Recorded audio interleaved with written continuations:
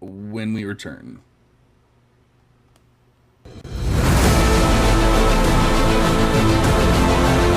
Welcome to the Devy Devotional Podcast, a show devoted to college prospect evaluation with a fantasy football focus. With your hosts, John Arrington, Aaron Wilcox, and Andy Starr. This podcast brings you actionable strategies and player-driven analysis for your Devy, C2C, and Dynasty leagues. Let's dive in.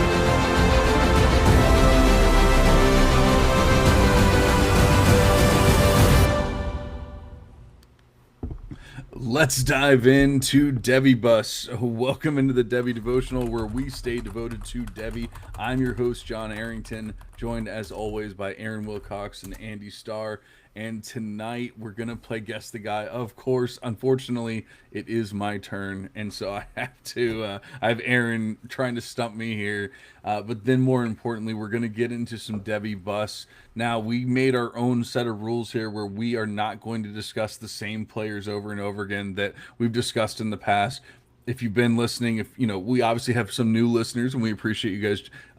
And we try our best not to harp on the same players over and over again, but sometimes you have to when people just want to say that Garrett Nussmeier is great. And you have to say, no, he's really not. So, but tonight we're going to skip the Garrett Nussmeier hate and a couple other players. And we're going to try and talk about some new players, or at least some players that we really haven't touched on too much. But before we do all that, of course, we have to check in with the boys. How are you doing, Andy?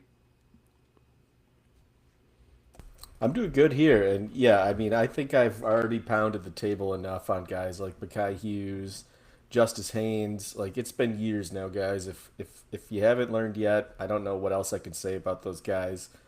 We're gonna try and dig a little deeper and go after maybe some lesser known guy. At least I am. I'm gonna go after some lesser known, but they're still considered top 25 players in their position if you go by consensus or if you're looking at ADP or whatever. So guys that are still getting drafted, but definitely should not be, and I'll tell you why later on. Aaron, how are you doing in that sweltering heat? Yes, all the way up in northern Minnesota. We're pretty warm right now, but doing pretty well. Excited for this conversation, and like you guys mentioned, a few names that we will omit, like Garrett Nussmeier. John said, you said Mekhi Hughes there, Andy, and also Justice Haynes. I don't know that I necessarily agree that Justice Haynes is. Yeah, I mean, he has the potential to bust. I think I am the highest on the show with Justice Haynes. I still kind of believe in that talent. But there's certainly some risk there. He's fallen off, or he hasn't quite lived up to that pedigree where he was like a top 1 or 2 running back in the entire class. So, but I am excited. No Zachariah Branch mentioned either here amongst these bust candidates. We've kind of been on that in the past, not buying into him. And yes, he has not panned out thus far. So, but yeah, excited for this. And then, yes, it is my turn for Guess the Guy, quizzing John here. Yeah, I'm not looking forward to it. I have a bad feeling. Maybe Aaron's trying to get in my head, but he started asking about G5 players and all this other stuff, and I'm just like, man, are we really gonna be that mean now? I don't know. So he's definitely in my head. But why don't we go ahead and guess the guy?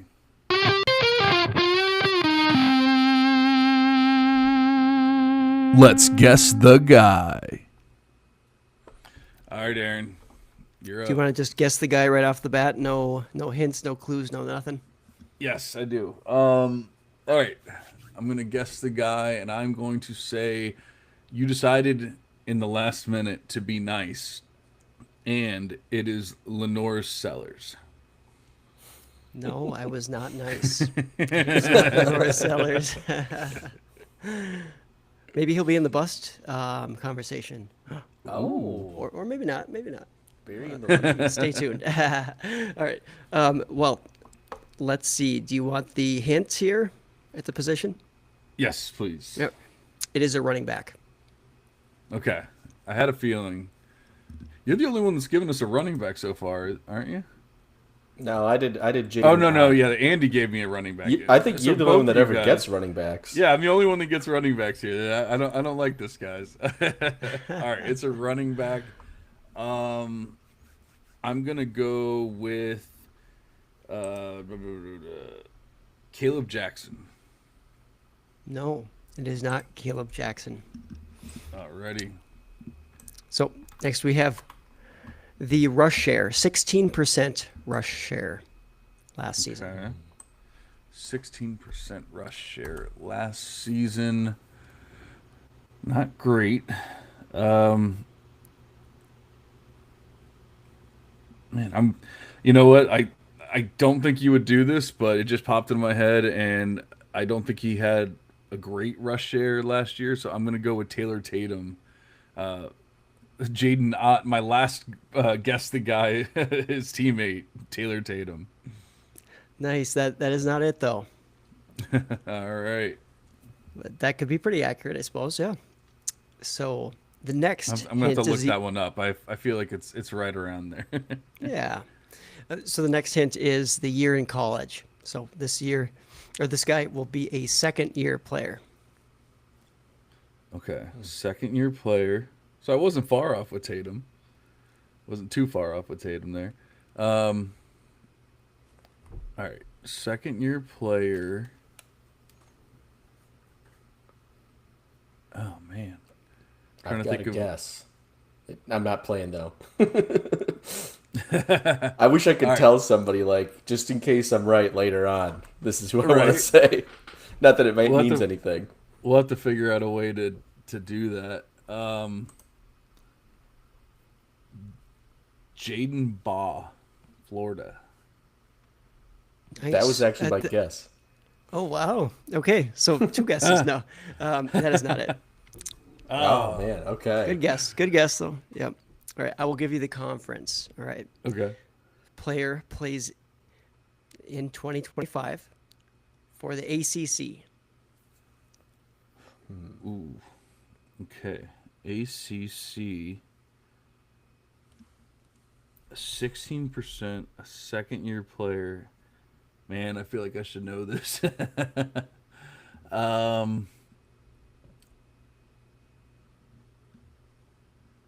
Man, my mind is just blank now. Plays in the ACC.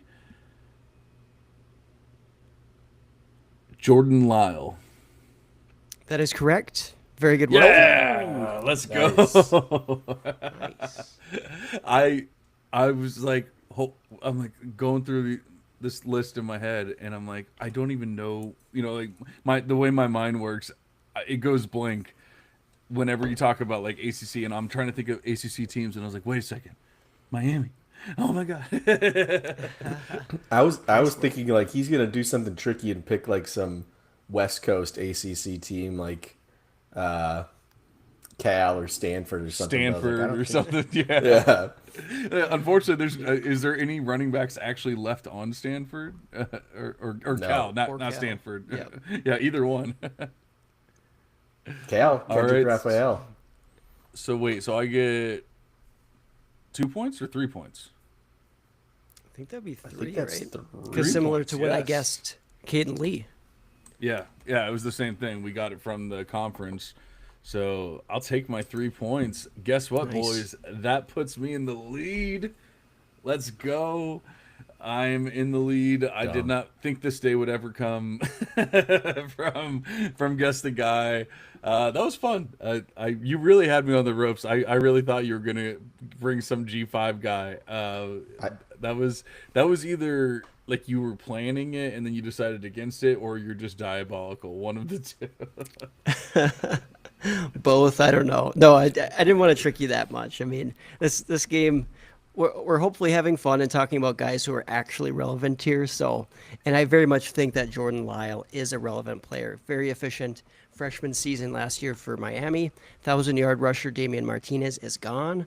Mark Fletcher, a little bit more of a banger, less explosive of a player. I think Jordan Lyle has enough size to his game, enough athleticism, versatility. He could be a really big-time riser in Devy circles, and you could still invest in him with a fairly relatively low price tag. I don't think he's excessively expensive based on the conversations I'm seeing around the space. Yeah, I guess the only thing you might say, obviously, is the size, which we've kind of had conflicting reports on with Lyle, and we've touched on this for the past like 2 years, really, at this point. Um, but also, he had point 0.4 receptions per game.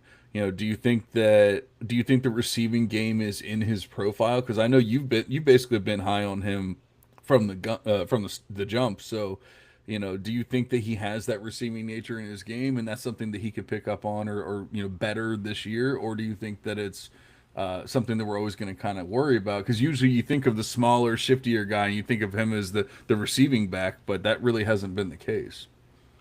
Yeah, well, keep in mind Jordan Lyle was a freshman last season, so Sure. he was kind of the third string guy. But for being a third string guy, he played a lot, and he was what their most efficient option or most explosive option out there.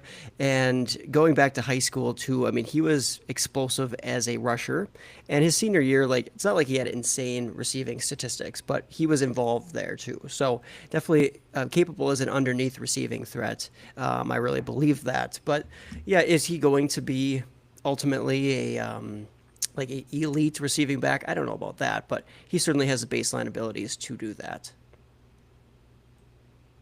Andy, I don't think you touched on Lyle too much. You have any Yeah. closing thoughts before we dive into Debbie? No, I think the uh, the distinction that Aaron made, that Mark Fletcher's more of the banger, and then Jordan Lyle has like this big play open up. He can open up the field a little bit better, is accurate. I do like Mark Fletcher though. I think as far as bangers go, he does it at a pretty efficient rate, and higher than you typically see from like a plotter. Like he's turning those 5 yard carries into 15 yard carries more consistently than your typical between the tackles guy. But he doesn't have that top end speed that somebody like Lyle would have. Just looking at like their breakaway yards per attempt, like they're both sitting around that between 6 and 8% big time run rate. But Lyle and Fletcher both have around 170 breakaway yards, despite Lyle having less than half of the carries that Fletcher had last year. So I think that's an accurate description of them. It'll be interesting to see what the split is between them this year. If it's like a 50-50 or 60-40, if maybe they decide that Lyle ends up taking the lead just because he is more of a dynamic player, and then relegate Fletcher into more of what he's comfortable in, that short yardage, and then early down work. But we'll see what happens with Miami and what they decide to do. Yeah, it'll be interesting, and obviously we different quarterback, a lot of different receivers. So there's a lot of changes going on in Miami this season. So we'll have to see what happens. But Lyle's definitely somebody that Aaron's been all over for at least a year and a half now, and be interested to see. He definitely had a solid freshman season. I would have liked to have seen the big time run rate be a little higher and everything, but the PPR points per touch are right there. So and that's without the receiving game. So if he can get that this year, it could definitely be a Devy riser, and he's kind of in that range of the unknowns for me right now. So we'll just have to wait and see what happens. Not anyone that I'm willing to like go all in on or anything like that, but definitely somebody that's on my Devy radar. Speaking of Debbie Radars, guess the guy leader. 5 points to Aaron's 4 points to Andy's 3 points. Boom. All right, that's the end of round two for guess the guy. You guys ready to dive into Debbie? Let's do it.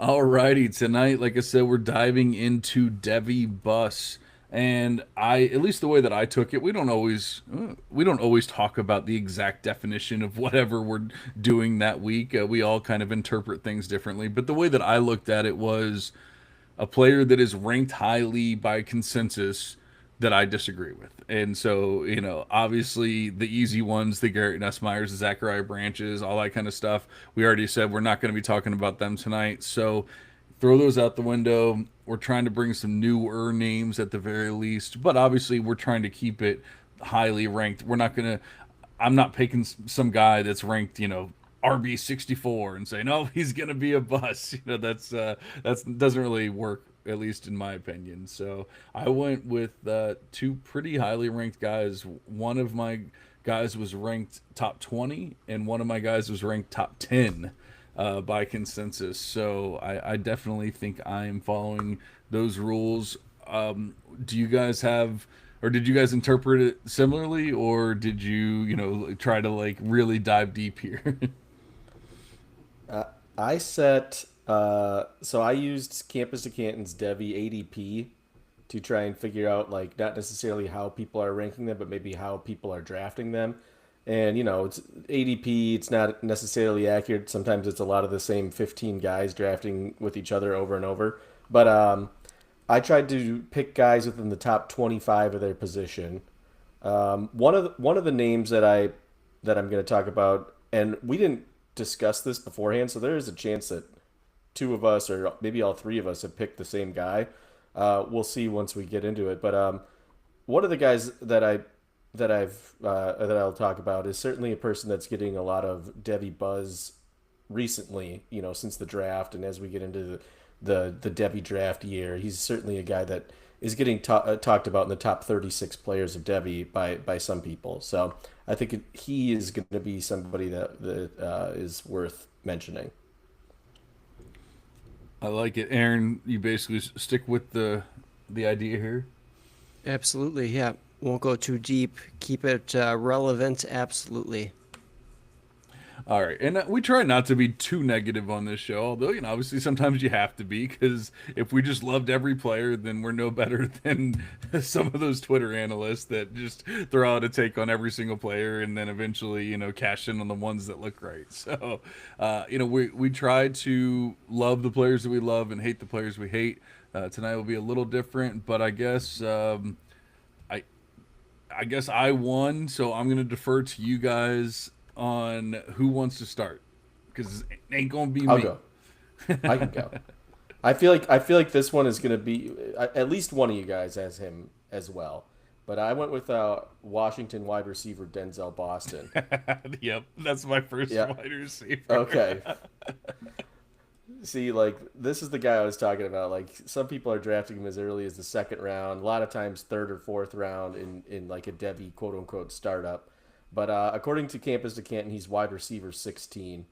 And I think if you look back at his season last year, his production, or I think this ranking in general, is just based solely on what was essentially a 3-game stretch in 2024 where he played out of his mind. And it was weeks 4, 5, and 6 where he had, across those 3 games, 18 catches for 326 yards and 5 touchdowns.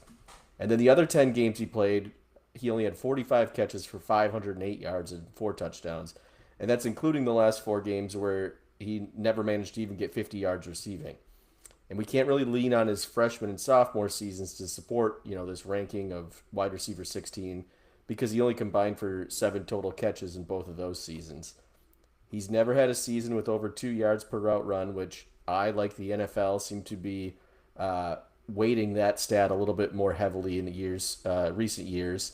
He's only just managed to hit 2 yards per team pass attempt in his quote-unquote breakout season in 2024, a breakout where he still has yet to hit a 25% market share in receiving yards. So I think it's time to take off the rose-colored glasses, realize what he is, which is average at best, and start thinking about him more as like a day 3 pick if he continues down this pathway. And then the addition of Demond Williams, or not addition, but like transition of quarterback to Demond Williams at starting QB, really shouldn't fill you with much confidence either. 65 of Demond Williams' 83 completions last year were targets under 10 yards. And that 4 TD bowl game he had, Boston only managed to get, I think, 27 yards.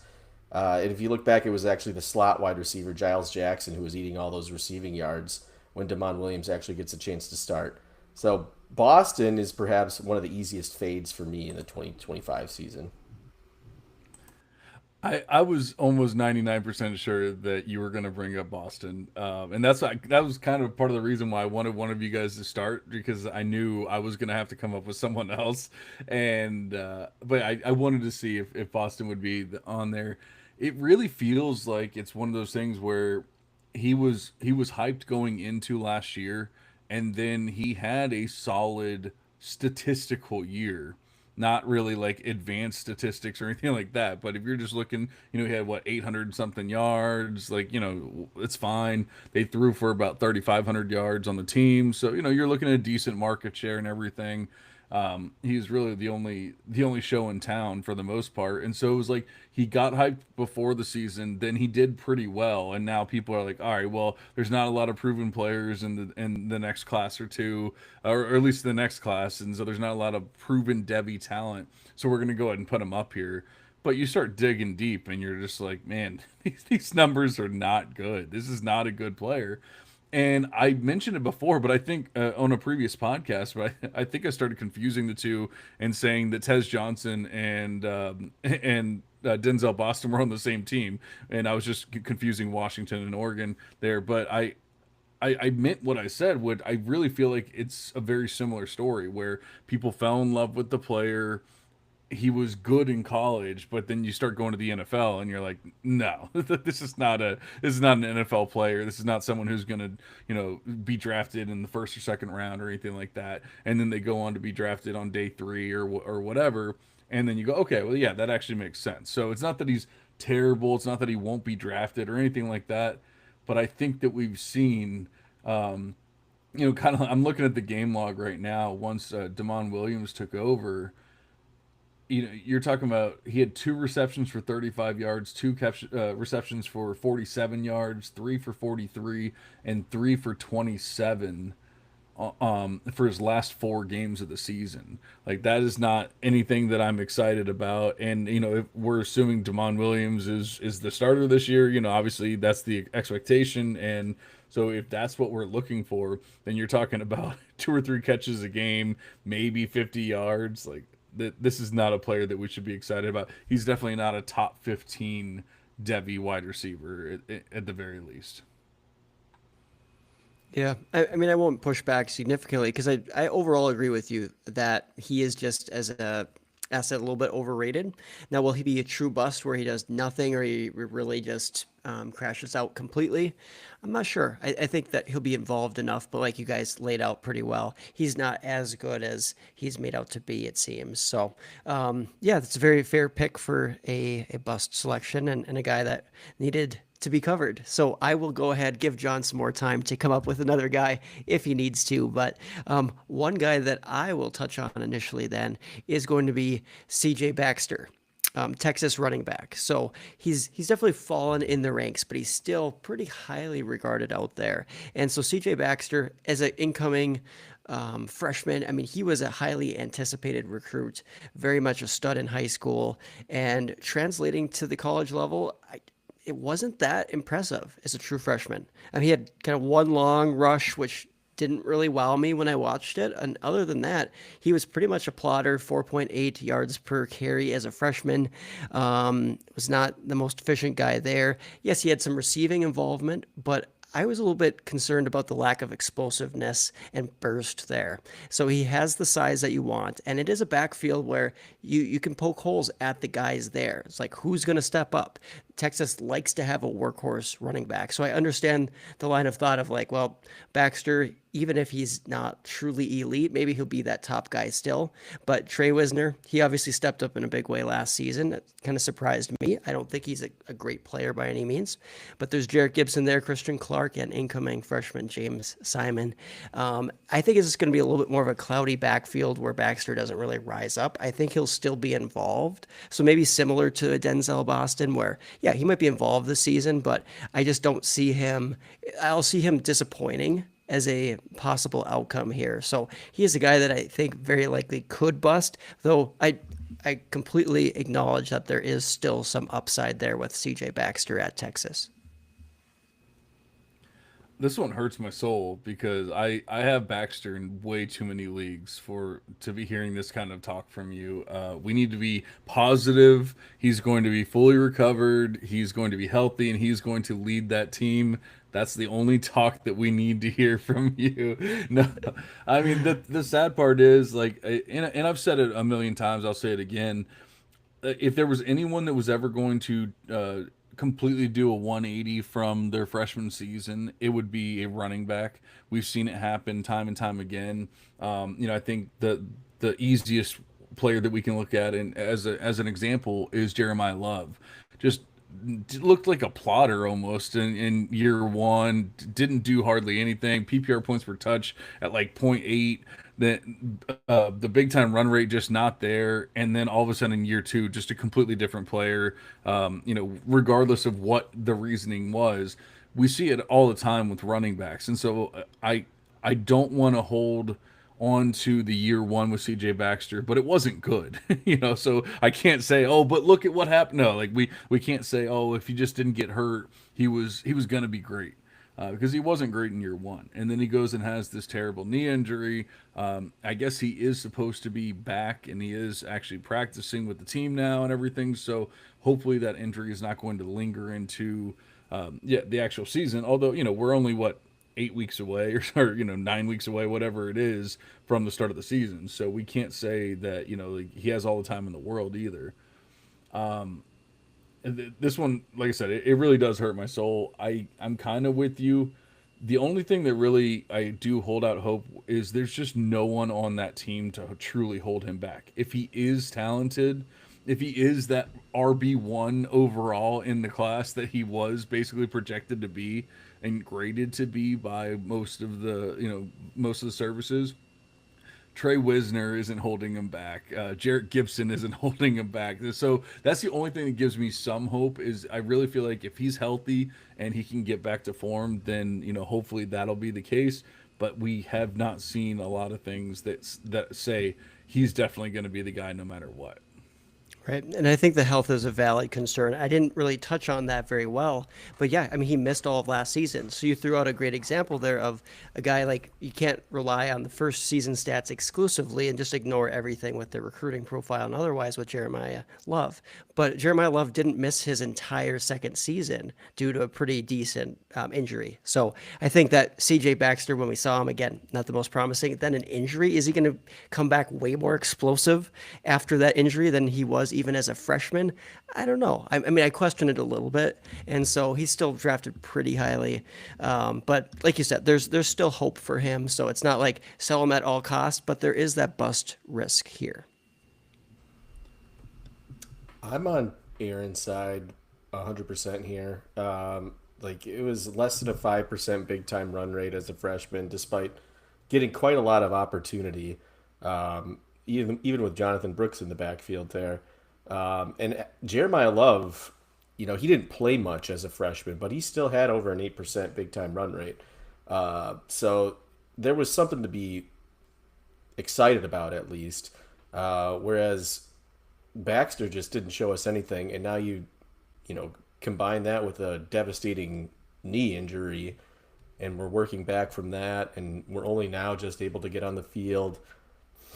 Yeah, the only thing that you can really lean on is like Trey Wisner not being very good, and perhaps maybe nobody else on that backfield is any good, and that just sort of leads CJ Baxter to getting an opportunity, and whether or not he can really just do a complete 180 from what we saw as a freshman. But this is a good one. I think this is a good one because he is still just getting propped up really high, at least in drafts right now, despite not much to go back on from what we saw as a freshman. I think I'm looking at C2C's Devy ADP right now, and he is RB11, which is pretty insane to me. Wow. I think there's such a high risk, considering they have a 1,000-yard running back coming back this year. Is he that much better than Trey Wisner? Maybe, but he certainly doesn't have anything to point to say like this is why I'm better. Because from what we've seen on the field right now, it's just he's at that same level, and he's also coming back from a really serious injuries. So we'll see what happens, but I think that maybe don't trade all your shares, John, but maybe you should put some feelers out and see. Just I mean, don't keep all of them. if he's being drafted at RB11, maybe I do need to send some offers out. I kind of was in the belief of like I wasn't going to get anything for him, but hey, RB11. I will say, Aaron, I'm looking at your ranking right now on C2C's website of CJ Baxter, and I'm not going to call out your rank. I'm just going to tell you, you might need to change that rank if this is your take, because you are actually the highest person on the C2C Devy rankings on CJ Baxter. So it might be time to change that.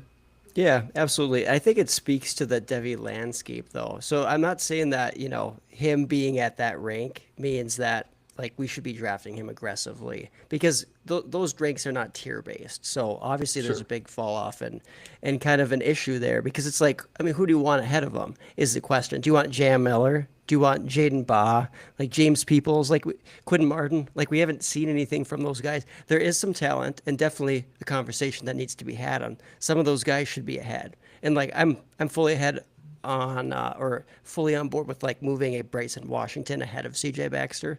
I think that at this point should happen. But some of the other guys like Mackay Hughes, we already talked about him as a guy who's just kind of artificially propped up and not necessarily going to likely live up to those expectations. So that's a very fair point. But I think it also says to the running back position, like, yeah, there's some issues there, right? We Oh, don't really love the crop out it's there. gross out there for sure. So yeah, I get that for sure. And I wasn't even I appreciate your rank. I hope that that's where he ends up, but I don't. I was just thinking with if that's your take, then you might have to at least bump him down a few spots there. All right, so I'm going to touch on my first player here, and I'm gonna save my second player. I had a feeling, that, like I said, that Andy or somebody was going to bring up Boston. I have a second player that I don't think you guys are going to bring up, and then on the fly, I just picked another player because I'm looking through the ranks, and we've talked about Eugene Wilson in the past, somewhat recently, but we haven't ever like truly harped on him or anything. I don't think. And man, he is just getting hyped. Like he's still being considered a. I just had it. Where is it here? He is still being considered a top 15 wide receiver in all of Devy. The man played what 3 games last season, and then we're hearing that there might be like a congenital hip issue going on or something to that effect. I'm not saying that's guaranteed. That's just what I've heard. So I mean, obviously, there's probably some more research that I need to do on that. But the truth of the matter is, he was barely out there last year, and when he was out there, either last year or the year prior, he was extremely low A dot player, a la a Zachariah Branch. Who there's a reason why we've harped on him, and it goes along with Eugene Wilson. The other thing is we have Vernell Brown Jr. or Vernell Brown the third. I'm sorry, coming over as a freshman recruit, and he's essentially a better version of Eugene Wilson here. Trey. So I'm just sitting here going like, okay, well, if you can't really stay healthy, and even when you are healthy, you're not much of an actual route runner or doing anything special, with the ball, and there's a 5-star wide receiver who's essentially the better version of you in every single way. Like, why is he a top 15 Devy wide receiver? That just doesn't make any sense to me. And obviously, like it's maybe not fair to completely write him off just because he did miss most of last year, and maybe he would have taken a second, big step in that second year. But the truth of the matter is he still has to take that big step. And like I said, there's a lot more talent on that team now. Just talked about Vernell Brown the third. Well, I just drafted Dallas Wilson, his teammate, who's another high 4-star wide receiver that's gotten a lot of buzz this offseason. So if now you're talking about Dallas Wilson on the outside, Vernell Brown nipping at his heels, all that kind of stuff, I mean, is Eugene Wilson just going to kind of get recruited over when it's all said and done? Yeah, I think that there's potential for that. I mean, he has not been the most healthy, has not been the most explosive, or I wouldn't say he's so he's shown flashes of explosiveness, I will say, but somewhat in that gadgety role. Like it's not down the field, it's not nuanced wide receiver play thus far. So he could be, he could be a fun slot player at the next level. I just don't know about like being that full time like alpha kind of a player. So with Eugene Wilson, definitely a lot of risk there. I like the selection here. He's somebody where like yeah, I don't have a lot of faith in him because there's other guys stepping up there or that should step up this season, you would think, at Florida. A pretty big injection of talent into that wide receiver room. Now, if we expect DJ Legway to break out, like maybe Eugene Wilson is a large part of that this season if he can stay healthy, but there's a lot of ifs there. Assuming if DJ Legway truly has a breakout passing season, if Eugene Wilson is healthy, if Eugene Wilson advances as a wide receiver, right? So, and if these wide receivers that are incoming freshmen or younger guys don't step up and take pretty large roles as well. So, yeah, I can definitely see that take. Yeah, Eugene Wilson's a tricky one for me. Like he feels like he should just be a slot receiver full time, and that's not how Florida's been using him. They kind of flip flop him between the slot and busting him out wide. Um, he was in that Lagway game. I think Lagway started the Samford game where that was like his coming out party where he went crazy, and Eugene Wilson had a good game, really good game, like 140 yards in that game. So it's gadgety is a good word to describe it. I don't think he's running like a clear full route tree to be any sort of alpha wide receiver. Where is he getting drafted? Between like wide receiver 10, 15, that area, coming off an injury, and then two of the maybe the top 10 wide receivers in the freshman class easily are coming in at Florida as well. But if Legway's going to be successful, he's got to throw it to somebody. It could be Eugene Wilson. I would say he does what people that were in on Luther Burden wanted him to do this year.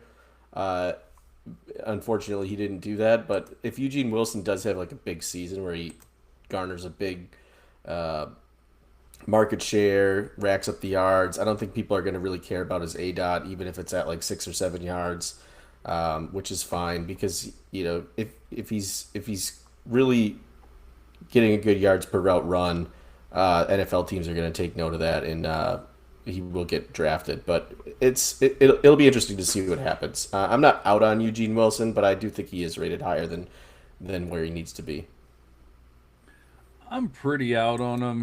He kind of meets that gadgety role that I'm just always going to bet against. Moving on and being something great in the NFL because I can't say that we've seen too many guys actually do it beyond like a Tyreek Hill, who was a completely different story and was actually like a stud in college, all things considered. We're not seeing that with Eugene Wilson, and so I won't write him off completely, but he's being drafted as the wide receiver 15, or he's being ranked as like wide receiver 15 right now.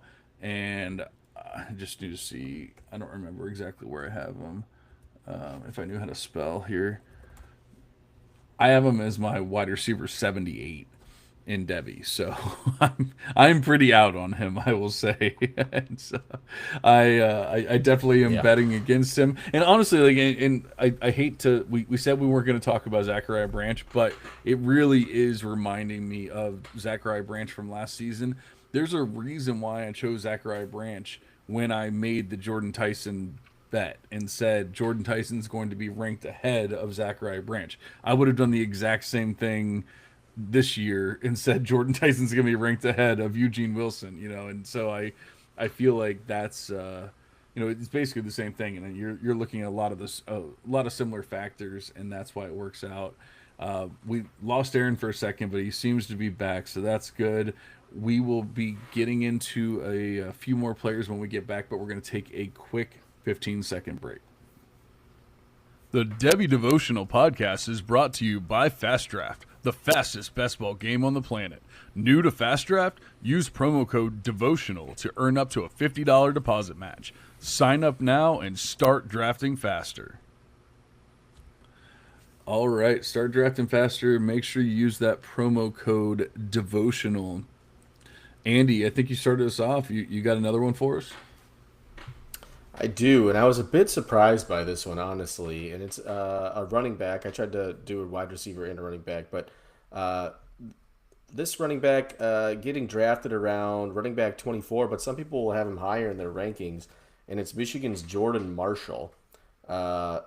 This one just feels baffling to me. I feel like there's just an entire swath of people that choose to ignore the fact, one, that Michigan paid upwards of $1 million, let's say, to bring in Justice Haynes.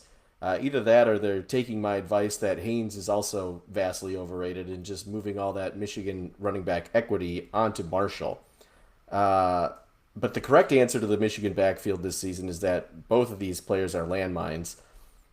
Marshall essentially played one game last season in a rather pedestrian game at that, which is I think is being nice. He had 87 yards on 24 attempts. His long on that day was a 24-yard carry, which was his only big-time run. So, you do the math. The other 23 carries went for a whopping 63 yards. He caught no passes all season. Couldn't even scrounge like a committee role in a backfield that consisted of sixth-round pick Khalil Mullings and then the UDFA Donovan Edwards. I don't think this guy belongs on anywhere near a Devy radar. And I haven't even mentioned that he's going into his fourth season in college, where now he has a career total of 107 rushing yards, and 87 of them came in one of the sloppiest games of the bowl season last year. So I just feel like you shouldn't be stupid. This is perhaps maybe an egregious case of helmet scouting, but just because Michigan runs the ball like crazy. But that hasn't really turned into any sort of NFL success for any of these guys. Even draft capital. I mean, you could say Blake Corum, but again, that's not turning into anything in the NFL at this point either. So I'm not sure why Jordan Marshall's where he's at right now. Wait, what year in college did you say he was? I want to say he's a fourth-year player. He's gonna be. No, he was a true freshman last year. Okay. So that was only going to be my only argument. I wasn't going to argue with you and say that he was great or anything like that, because he was definitely not. If anything, he was pretty damn bad. But like you said, he only had the one game. But I remember him being actually a true freshman that I liked. That I was excited about going into last year. So that's really why I knew. And then when you said fourth-year player, I was like, wait a second, what's going on here? I'm sure it's a fairly common name. So there's probably some other Jordan Marshall or something that you were looking at. Yeah, you know what? I was looking at his PFF grade, and since he only played in 3 games, for some reason it just registered in my mind as 3 seasons. But yes, he was a true freshman last year. That's my fault. But yeah, either way, the point still remains. Jordan Marshall really didn't do anything to wow me last year. Whether or not he's a sophomore or a senior, I think he's still a little too high right now as like a top 20 running back. Right. Maybe speaks to the position a little bit there, but doesn't mean that he's still not overrated, like you said. And coming out, I mean, I liked him some, but I always found him a bit stiff as a runner. I thought he had good enough, but not really great burst or speed, like nothing elite there as an athlete. So yes, he's a fine all-around player. I'm sure at some point at Michigan, if he continues to stay there and work really hard, he could probably get a role, but will that be a role as a elite running back prospects? I don't think so. So that's a fair call considering where he is ranked, where he's being drafted, for example. So, yeah. I guess just because I did like him as a freshman recruit, I'll push back a little bit and just say, like, knowing that he was a true freshman last year, he really only got his one opportunity against Alabama in a bowl game. So, and I mean, he put up 100 yards. Like, it wasn't fantastic, but he still put up 100 yards against Alabama in a game that, they only scored 19 points in. So, like, this was not something that was, spectacular. Like, they were scoring 50 points or something, and he just happened to put up 100 yards. He was kind of a focal point of that offense that day. So I'll push back a little bit, but I'm not really disagreeing with you. If he's being drafted highly, they obviously brought in Justice Haynes. I would assume that Haynes is going to be the 1A at the very least. And so, that doesn't bode well. If they hadn't brought anyone in, I'd probably push back even more. But Haynes was a great recruit in his own right. Even though if he hasn't done that much on the actual field, he was a great recruit. And then they basically got recruited a second time, money wise, and here he is at Michigan. So I would say that I can get on board, but like I said, I'll push back a little bit. All right, Aaron. I think we're gonna argue with mine, and so I'll save that one for the last, the last player that we bring up, because I would say at the very least you will argue with me. I'm not 100% sure about Andy if he will or not, but Aaron, who do you got? You know what? I'm gonna go spicy here. I was like, do I go kind of lame? Do I go with the spice? And I guess I dropped a little hint there earlier in the show. I'm gonna go Lenora Sellers. Lenora Sellers, South Carolina quarterback consensus, like top three quarterback in the Devy landscape currently. Lenora Sellers, he has a lot of things going his way, and I'm fully on board with he's got a ton of upside, so he could be a pretty high end quarterback if things go well with development. But we see lots of different room for error and lots of issues with quarterback development in the game today and just historically, and he has some red flags within his profile. Okay. So I did like him as a true freshman sleeper coming out. Like I drafted him in like early drafts and freshman drafts, and I was happy that I did so. But looking now at like how highly he is ranked and how he is anticipated to be almost not a surefire type of player, but pretty close to that. I'm seeing some big inconsistencies with his play last season. So he was throwing interceptions for a 4 week stretch there early in the season, and you saw him kind of figure things out there. But I'm not completely sold that all of that competition he was facing was so stout that we should be putting huge stock into it. So he had some solid games early in the season, and it got better overall. And he's a good rushing threat, but he also threw 7 interceptions last season. He was inconsistent at times playing within structure. He is somebody who doesn't have the best receiving core. I think part of this is just the surrounding cast. Like I don't love the receivers there at South Carolina. I guess we could see that like some of the tight ends, some of the big guys there, like maybe they'll step up. But I don't know. I have some questions with the supporting cast, how they're going to develop quarterbacks here at South Carolina. Again, I think that the ceiling is very high, but I could also see the floor being like a Hendon Hooker who came out a few years ago. Obviously, very different players, right? Different age. That Hendon Hooker was very old coming out. He had a pretty productive late college career as well, but I think that there is some floor there where he kind of bottoms out as a bust. So he's no sure thing. Lenora Sellers is a potential bust in 2025. I mean, obviously we can't argue the fact that he could be a bust because we see it all the time, with these athletic guys and putting up. He only had 299 passing attempts last year, in his true second year, and he only had 4 passing attempts the year prior. So, this is not a truly proven player. So to sit there and say, "Oh, you're an idiot," I drafted him at 106 for a reason or something, would be would not be, it would be facetious. But I think at the same time, he and this was kind of my point last week when I was drafting him at 106 is of all those guys, your Anthony Richardsons and even like your Jalen Hurts, going back before that, players like that, he is probably the most advanced as in year 2 that we've seen. So he's already kind of taken that step. Look at that year 2. He had a 65.6% completion rate, 18 touchdowns, 2,534 passing yards. That beat Anthony Richardson's best season by almost 10% completion rate, the same amount of yardage on quite a few more pass attempts, more touchdowns, less interceptions, but that was going up against Anthony Richardson's junior season. This is a true sophomore compared to true junior season and true junior numbers.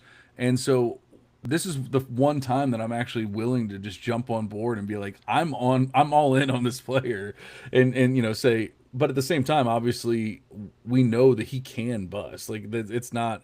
This is not a perfect profile or anything like that. So, is it a terrible call? No, I don't think so. Am I hoping for the best? Yes, absolutely. But I think that we see markers here that show he's already kind of taken more of a step than a lot of these guys that took another year, another. And going back to Jalen Hurts, he obviously had flashes early on and everything, but he didn't truly become Jalen Hurts until he goes over to Oklahoma, and in his fourth season, his senior season. Imagine if we got a third and then a fourth year out of Lenore Sellers. What might we expect at that point? And we might get a fourth year out of Sellers here in a couple of years. And at that point, we might be talking about 4,000 yards passing and this and this and that, and it'll be a completely different story. So I don't hate the call. I guess I hate it because I don't want it to be right, but I don't hate the call because there's definitely some truth there, and that's a little Yeah. scary. And I wanted to be kind of bold with that one because I had other guys where I think that we would be more consensus on and agreeing, but I don't think anybody's really saying that out there with Lenora Sellers. That's the thing, and I'm not saying it just to say it. Like, yes, like you said, anybody could bust at the quarterback position, but there are some indicators there, like a little bit too high of an interception percentage, just a little bit too careless at times.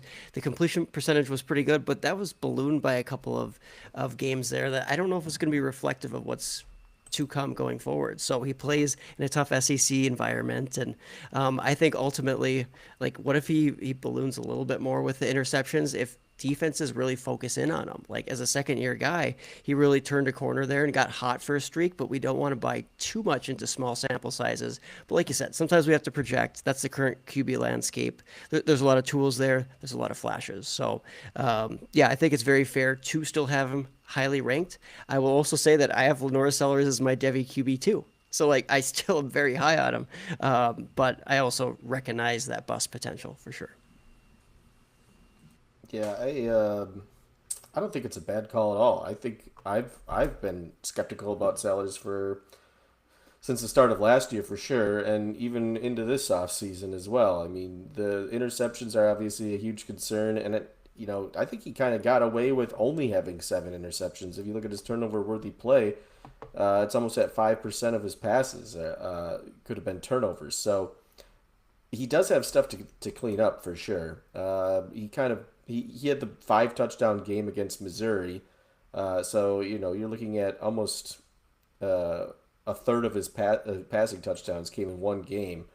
And then I think we kind of just look past the inaccuracy and the turnovers when a guy runs for 800 yards, which isn't always the best thing to do. But to John's point, I guess that if you're looking at rushing quarterbacks, this is maybe the cleanest sophomore season we've seen in a long time.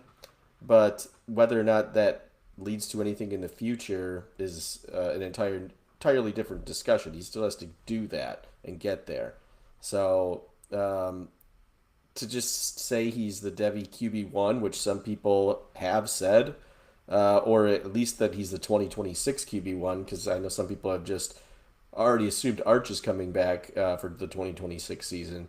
It seems a little more than a little risky. It's a lot risky because quarterbacks are certainly the most risky position when it comes to Devy. So I don't mind it at all. I think it is any quarterback. I mean, that's why I could have said any quarterback in the top 10 right now as a bust potential, and I don't think anyone could say that I was wrong because that's just the nature of the position. But Lenore Sellers in general, like yes, he's closer to being drafted at his ceiling right now than his floor, obviously, and his floor could be very low if things go the wrong way. Yeah, I guess the question, and like you said, he's basically being drafted at ceiling, but I mean, you're talking about top, at the very least, a top five QB in the class. It's hard to not have him near his ceiling there because you're talking about a top QB. So what would you constitute as a bust? Like, what would you consider a bust here for Lenore Sellers? I guess just like in draft terms. Because obviously, I mean, I guess you could talk about like what his season would be, his junior season would be here, and say that would be a bust. But like, if we're thinking for the NFL draft, for fantasy drafts, all that kind of stuff, what would you say is a bust for Sellers here? In terms of NFL draft capital, if he's not drafted as a first round guy, I would consider that a little bit of a bust. Now, we know that there's some scenarios, and there's plenty of guys out there who have slipped to day two or even further who have become pretty relevant players. But I think we're drafting him so high that we almost expect, like, yes, he's a round one guy, he's a surefire kind of stud, with how aggressively we have Lenora Sellers. So I think that would constitute it. As far as like passing and rushing, I don't know if I have like a set stat, but I think if he balloons over like 10 interceptions next season, like we have to start asking some questions there about, if he's going to be able to hold down a job, that kind of thing at the NFL level. But maybe it doesn't matter with that rushing ceiling. I know Andy said 800. I only see like 600 some rushing yards from last season for Lenora Sellers, but it was still a very good rushing season. So again, he's got a lot going his way. I think that there's many different ways to look at like what would constitute or what would qualify as a bust season. But yeah, I think if he's not like a day one type of guy, that could be one criteria you look at. Yeah, I think that's fair. I think him not being a first round QB would probably constitute a bust in my eyes, at least from where we're viewing him now, where we're drafting him. I had him at the 106, in our draft last week or 2 weeks ago, I guess. So I think I agree with that. Andy, do you have any kind of different opinion there? No, I think that Aaron had the right way of describing what his bust would be if he falls out of the first round. And then you had already mentioned Jalen Hurts, who's obviously a second round pick. So if that ends up being the case for Lenora Sellers, obviously there's still plenty of hope for his future. But I think if from where he's being picked right now, anything other than first round draft capital would be it would be a disappointment. All right, I know we said we weren't going to talk about Garrett Nussmeier, but I lied. So Lenore Sellers actually had the exact same interception rate as Nussmeier, except for Nussmeier had negative 38 rushing yards, and Lenore Sellers had 674. So is a true sophomore compared to a fourth year player there, and yet Garrett Nussmeier is still being talked about as this fantastic, the QB1 in the class, and all that kind of stuff. So. Yeah, I sorry, I had to get my Nussmeier rant. I couldn't get through it. Sorry, guys. I That's fine. appreciate it. Also, I just threw in our chat, like, do you think that Lenore Sellers, he is a much less turnover prone, like Jameis Winston, and like more athletic too. So I mean, there's a lot to like there as far as like a guy who's a potential gunslinger. He's mobile, and so I hate to spend too much time on the Lenora Sellers thing, but it's like you still gotta love the upside there. Versus Nussmeier, we've talked about him plenty, but it's just not a lot of upside there as a passer. Very limited rushing floor. I actually think that. That ultimately a guy going at Ohio State is a big bust potential. Julian Sayin, quarterback. I mean, I think that's an easy one. We played that Heisman guessing game, and that was a lot of fun. Like, he was ranked, a top 5, like, Heisman contender. It's like, we don't even know if he's going to, like, hold down the job, if he's going to do well. He's not a dynamic rusher. His arm is kind of borderline as far as what it takes to be an NFL quarterback. And I don't know about the frame. Like, hopefully he's building that up, but I just have a lot of questions there. He's completely unproven at Ohio State, and there's always very steep competition there. I mean, it's a tough room to hold down that starting job. He's got great receivers to throw to. I guess that's a plus, but there are some concerns there with Julian Sayin to have a big time bust season. And like for him, a bust, I mean, he could be zero, right? He could be not the starter. Like we all anticipate Lenora Sellers, even if he struggles, he's going to be a starter throughout his college career. Like we could see that Julian Sayin maybe never really, like he starts a couple games there and never really gets a shot again, at least at a big time program. He could really bottom out as a bust. Yeah, I like it. I'll get back to saying in just a second, but just a little bit of housekeeping here. Andy and Aaron were both right on the rushing, the rushing prowess for Lenore Sellers, Andy was talking about his actual rushing, and Aaron was looking at the rushing minus the sacks taken out. So like that's two different sites. He did actually have about like 850 rushing yards, but when you take all the sacks out and everything, then it was closer to 674. So just to clear that up a little bit, we gave Andy crap about his year 17 Jordan Marshall earlier, but we won't give him crap here for the 850 rushing yards. Thank you. You're welcome, buddy. Yeah, I mean, saying like you said, it's kind of an easy one, but it's also one that makes a lot of sense. If you I don't do a lot with recruiting. I do fresh bath, but it's mostly just looking at like where are you as far as a star rating, a composite score, and then what school did you go to, and that's essentially it. It's just really looking at like, do you have an opportunity to take a step forward and be a stud? And I would definitely say that Saiyan has that. But a lot of the like C2C podcasts that go into more recruiting and things like that, they have a lot of them have expressed concerns with saying like they don't truly believe he is going to be this like amazing stud that we've seen in years past, your CJ Strouds, your Justin Fields, and whoever else.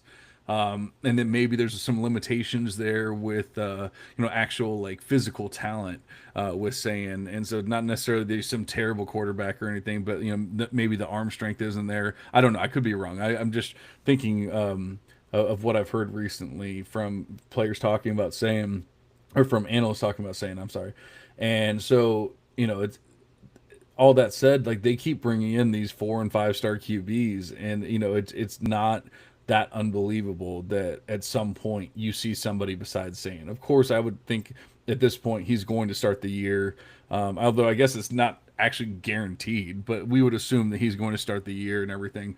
But is it that unbelievable that one of these other QBs that that was either recruited or transferred in that they take a spot? I don't think it's that insane. So I could definitely see him being, and there's a reason why I have absolutely zero shares of Julian Sane. It's because he's being drafted way too early. So I like him being called out as a bust here. Although he definitely has a great receiver core that he's going to be throwing to, and so he's set up pretty damn well. But I don't hate the call here at all. Yeah, I don't really have anything else to add about saying. I'll wait and see him play this year, but I'm like John. I don't really have much of a take on like the recruiting profiles and whatnot outside of what I see from the services. But he's in this a great situation. I'm just gonna wait and see what happens. All right, and so that brings us to my controversial one, and we're actually sitting at an hour. I really have not been paying attention to this very well, like our timing recently. So yeah, I guess we've just been sitting here talking, and we're at an hour. But real quick, we got to discuss Antonio Williams. And this is the one that I thought we were gonna be able to argue about for a while, but I mean, we're already kind of out of time, so we won't have as much time. But man, a player that played 14 games last season did not reach 1,000 yards, and yet he's considered a top 10 Devy wide receiver this year. But he had two true freshmen in T.J. Moore and Bryant Wesco Jr., who almost matched his yardage, or were very close to matching his yardage from last year. We love those players, so I would assume that we would expect them to take a step forward in their true sophomore seasons. And so, what would that mean? That probably means Antonio Williams takes a step back. Now, this is not me hating the player at all. I don't hate Williams. I actually have him as my wide receiver 31. So, this is not me saying he's terrible, he's garbage, or anything like that, like I was saying with Eugene Wilson and Zachariah Branch and whatever. I don't hate Antonio Williams by any means, but there's not a lot of upside there. He's really that low A dot, low PPR points per touch, just like not a lot of upside kind of player. And that's not the kind of player that I want to truly bank on. And it's more about just where he's being drafted, kind of like what Aaron was saying with Lenore Sellers earlier. It's not that I hate the player, it's I hate where he's being drafted. Like, I think there's so much more upside with your TJ Moores, your Bryant Wescos, and players like that. And yet here we are with Antonio Williams still at wide receiver 10. I just don't see him having that spectacular season this year and really like taking another step. I feel like the younger players are the ones that are going to take that step forward. And when that's all said and done, if anything, we have to assume that Antonio Williams drops from his consensus rank at that point. Yeah, I mean, I still like him, but he's a little bit more of a floor play for me versus like a high ceiling type of guy. So, could he carve out what like Khalil Shakir or somebody like that has done at the NFL level? Absolutely. I mean, Antonio Williams, I really liked what I saw out of him as a high school player, and then in college he hasn't been quite as explosive as I anticipated him to be, but he'll be in a pretty high flying attack there at Clemson this season. Yes, he's got a lot of competition to contend with TJ Moore and Bryant Wesco being guys that I do have ranked actually ahead of him in Devy ranks. I just think that that whole Clemson wide receiver room is pretty darn talented. So Antonio Williams, I think he should still have a pretty good season. But yeah, I mean, there's a potential there for him to just be a letdown when it comes to NFL impact and draft capital. Andy, I what do you think? think, yeah, I like Antonio Williams. I think Aaron's right about him just being a floor play. I don't think Bryant Wesco and T.J. Moore really carve into what he does so much because he's more of like the slot guy. Brining Stool's moving on, Stellato's moving on to a different program, so there's going to be more slot opportunities. So I don't necessarily think we're going to see any sort of regression as far as production goes from Antonio Williams. He looks just okay everywhere you look. From a yards per route run standpoint, from his market share last year, it's all right. It seems like if he does get 900 to 1,000 yards again this year, he'll probably end up being a day two pick. Whether or not that turns into like a long term NFL career is anyone's guess. But I think he's a safe pick where he's going right now. So I'm kind of uh, in the middle, I suppose. I don't necessarily think he's gonna bust because I just think like that he is what he is. He's gonna be like the wide receiver 5 or 6 in a draft class wherever whatever happens this year. Now, last week you drafted Carnell Tate, I believe, as the 108 or 110, whatever it was, somewhere right there. He's actually being drafted ahead of Carnell Tate as of right now, ahead of Makai Right. Lemon, ahead of Ryan Wingo, and that's really where I'm just like, man, I that's just you're talking about some upside players there, and then you're talking about Antonio Williams. I just don't see it. So this is more of me just saying I just can't get on board with that wide receiver 10 overall grade right now. That's really more of like where I'm saying he's going to bust from that because I mean he would have to really turn into a different player to really be the wide receiver 10 overall in Devy, in my opinion. Yeah, and I can agree with that, but I feel like his rating isn't too far off from where I would have him to the point where I would just say, this guy's gonna bust out completely because I just feel like he is what he is. He's gonna be like a day two pick, and he'll probably find himself as like the wide receiver 2 or 3 on a team, and whether or not he keeps that job for more than from the length of his rookie contract is anyone's guess. Yeah, it's all fair there. All right, well, I guess that's it. I was trying to decide if I wanted to throw out a hot take or not on that one. You know what I will. No, I'm gonna save it. We're gonna do a hot take pod soon, and I'll save it for that. I think I just came up with a good one. So we'll have another hot take pod, and hopefully we can hit on some of those like we did in the previous seasons.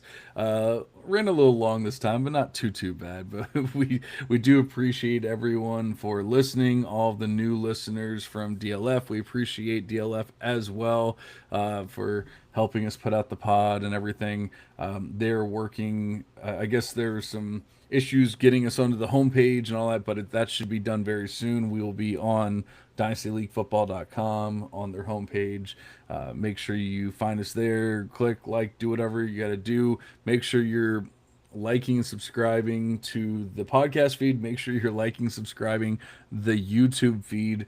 Come join us in the chat. We're usually at least fairly busy in the chat. This week, We started a little later, so maybe that's why. But we didn't actually have anyone in the chat, and that was boring. So let's get some new people in the chat. Let's have some fun here. So we appreciate everyone listening. Appreciate Andy and Aaron. But for now, we're gonna go ahead and cash out. We will see you guys later.